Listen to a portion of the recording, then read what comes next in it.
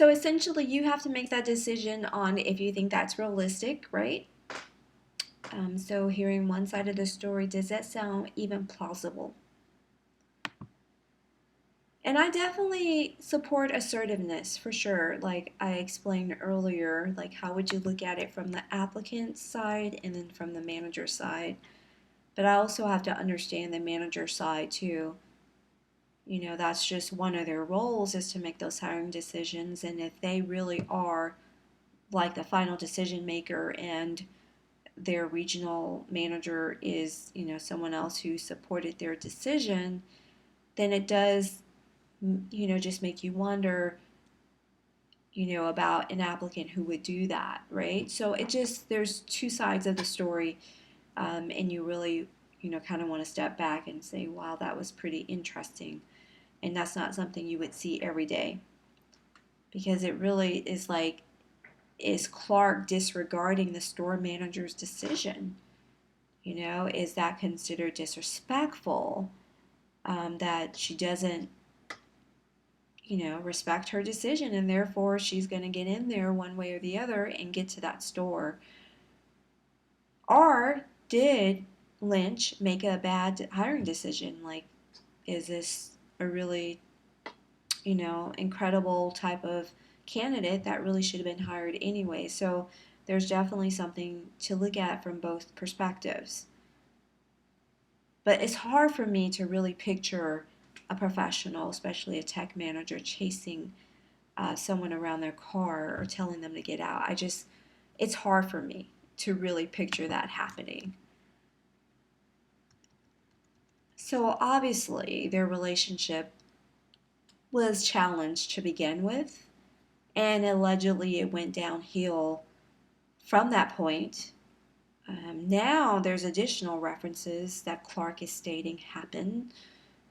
She is stating that, there's age discrimination and, there's comments being made to her about her age and not being able to perform in technology because of it, and that these comments were made by Lynch and her assistant. And also allegations that Lynch stated that she would never hire white women, especially older white women. And I do want to go back. I said the assistant manager. The assistant manager wasn't really involved in any of this part of it. So really it was just Lynch who these allegations were against at this point. However, there was additional allegation that Lynch gave her deals away to an African American and younger employees. And also there was opportunities when customers would ask for her, and that she wasn't allowed to assist those customers. They were given to her, deals were given away. It's just there was quite a few different incidents that happened that would support a hostile work environment or harassment or discrimination if they are true, but they are allegations until proven. And then the biggest one, which first we got chasing to the car, and now there's another allegation that Lynch and the assistant manager locked her in the office and was yelling at her. And the biggest thing that she was emphasizing is that the door was locked. Like there wasn't a way for her to get out. So she was really painting a picture of this management team as just super aggressive and non supportive and after her because she's a white woman and after her because of her age. So that's a picture that's being painted. And now the appeals court did get to review both sides, and they made a determination based on their review of what happened at the trial court. And based on that, they wanted to go for further court proceedings in front of a jury. So obviously they're believing what was stated on Clark's side.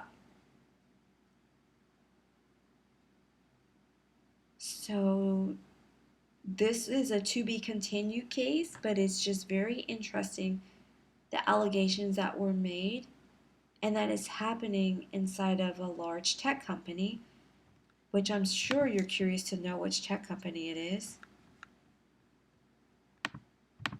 It's this one, AT&T. And Clark started working at this store. This is the actual location, Independence, Missouri. I did not notice that there was more than one. So this is where she started working. And she hired into that position because that's the store that would hire her.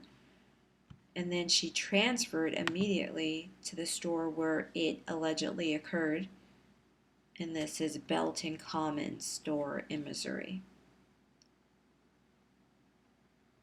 So once again, the allegations for me, from my perspective, and someone who used to train tech managers at this particular company, so it's several years ago, but still, for me, it's far-fetched, but perhaps it did occur because the trial court information was shared with the appeals court and they decided to let it go further in front of a jury.